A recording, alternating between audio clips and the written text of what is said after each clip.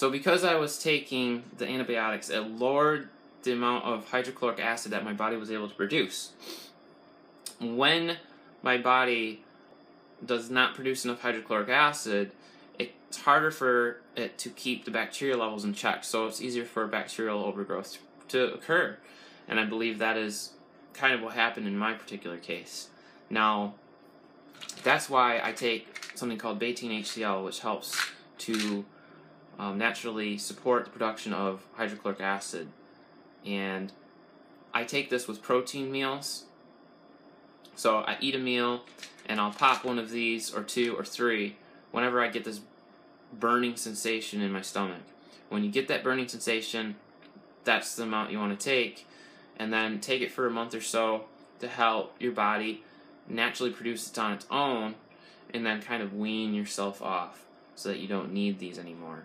Now, you can also do a more natural approach, which you could take Swedish bitters, which does the same thing. You can take apple cider vinegar with every meal. That also, I think, is something that you should be doing. Even if you don't have any of these problems, it's good to help with your digestion in general, and apple cider vinegar has other benefits. You just have to be careful it doesn't wear down the enamel on the teeth. Now, getting to the second thing here that I want to talk about in this part 2 is the treatment. Okay, you really have 3 choices that I see. You can try to treat this by diet alone, but usually that'll take a lot longer, and you have to be strict with the diet. You have to follow, kind of like a combination of the specific carbohydrate diet and a low FODMAP diet. And some foods that are legal may actually be problematic for you, so it's kind of like individualized. You have to figure out which foods agree with you and which foods do not.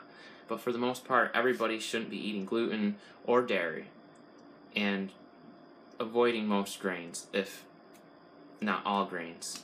Right now I don't eat any grains, and I feel a lot better as far as my symptoms.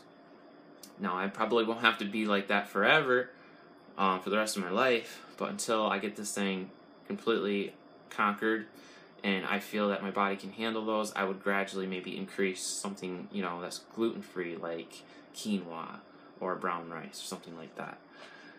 But again, I would avoid all grains, gluten, and dairy, because those are most problematic right now for somebody that has SIBO or problems with their gut. The second way you could treat this is with a standard antibiotic called rifaximin. If you don't have health insurance, it's probably going to be really expensive, like $1,000, maybe $400 or $500. And usually you take that for 10 days. You take 3 a day. And that's been shown to be helpful. The one thing with that, though, is that a lot of people have taken that. Afterwards, you can have relapses, and so it can come back. And that's where a good prokinetic agent comes in handy. That's something that helps improve intestinal motility, where keeps things moving. And that's really important with SIBO, because you don't want it like backwashing back up in your small intestine. So you want to keep your bowel movements good and going. And something, I think it's called Ibiogas or something, Dr. Alison Siebecker recommends that. I can put all this stuff down below in the description box, but you take like 20 drops before bed, and then you can take 20 drops in the morning. And it will help keep that SIBO from coming back, which is really important, prevention. Another thing, too, that's worthy of me saying is something that I learned about how we have this ileocecal valve or something, and that's important to keep the bacteria out of the small intestine, and sometimes that gets damaged, and apparently one of the things that damages it is popcorn. And I used to eat popcorn all the time, like every day, so that's something you might want to be mindful of if you're eating a lot of popcorn. I would assume that if you have damaged that valve, which is like right, I can show you, it's like right around here near your belly button. If you massage it, it helps. And I would assume that when you stop eating the popcorn, if that's what's damaged it, it should heal up, hopefully, on its own. Usually the body is remarkable in its healing capabilities. So there's something, you gotta look at that. And the third way that you could treat this is with a combination of herbal antibacterials. A study was done actually showing it was more effective than rifaximin. So maybe you're going to have to do a combination of both, but in either case, really stick to the diet, okay? Specific carbohydrate diet, low FODMAP diet, but really specific carbohydrate diet, or the SIBO diet on SIBOinfo.com, while you're taking the antibacterials, okay? Whether it's rifaximin or whether you're taking the combination herbal formulas. And everything else that I've suggested here is going to help you recover from SIBO. And how long it takes depends on, I guess, who you are and what your body's capacity is to heal and to, rebalance itself, to reboot, That's why there's no one answer for everyone, because everyone's different. But on average, I would say usually, from what I've read, people say about a couple months. Sometimes it can be as quick as 2 weeks, right after treatment. Or in some cases, it can take up to a year or more. So, but the thing is, stick to the treatment plan. If you stick to the treatment plan, the body has no other choice but to get well, because you're supporting that process. If you go back to the standard American diet and you're like, it's not going to work, I'm never going to get better, then you're always going to have these, things getting in the way of keeping your body from, progressing forward. So any amount of progress, even if it's 0.5%, is better than nothing. And if it takes you a year or more, then it takes you a year or more. But you got to keep your mind on the goal and on the target. You will get better. So,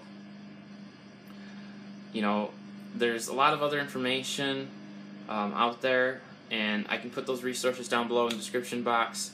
But I wanted to make this video to let you guys know, that I've been taking the rifaximin. This is the 6th day now that I've been taking it.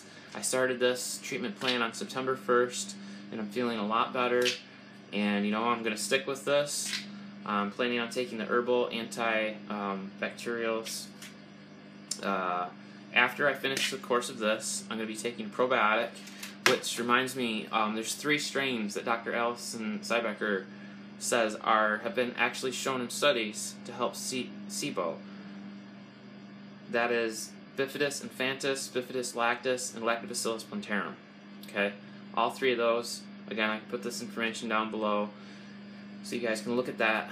But logically, most people would think, well, why would I take a probiotic? That would make me worse, right? Because last thing I want to do is put more bacteria if I have an overgrowth of it. And a lot of times, it's individualized. Some people can take probiotics and not have any problems. Other people can take probiotics and it causes problems. So try to figure out which works best for you. If you don't want to do a supplement of probiotic, after your treatment, you can try the juice of sauerkraut. Has been shown to be helpful because it's rich in enzymes and probiotics. And start with that first before you actually eat the cabbage itself, because that's got fiber, it's raw, and that probably would aggravate SIBO. So just go slow with all this. Maybe you could try fermented carrots. Whatever you can do to help re-inoculate healthy bacteria is going to be important. And with all that being said, I hope this has been an encouraging and helpful video. There's so much more that I could actually say, because I've been learning about this stuff now for months now, it seems.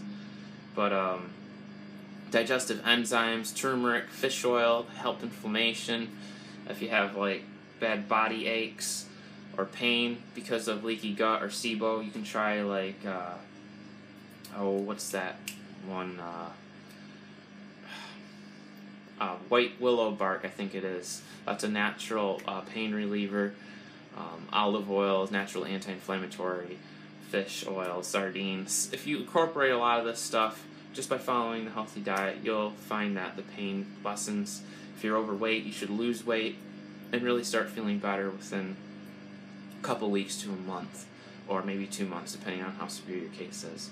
But the important thing is, I want to stress, just stick with a plan. If you stick with a plan, you're going to feel better. Because trust me, I've been in a year of just constant pain, and now I finally have some relief. So, I'm telling you guys, if you take what I'm saying seriously and you try this, even if you don't have SIBO or even if you think you might have SIBO, try it out, because I'm sure it's going to help you. And it's going to help people with IBS or Crohn's or ulcerative colitis, any of these GI problems. Okay? So, thanks for watching the video. I hope you're all having a fantastic day, and I will catch you all later. Bye.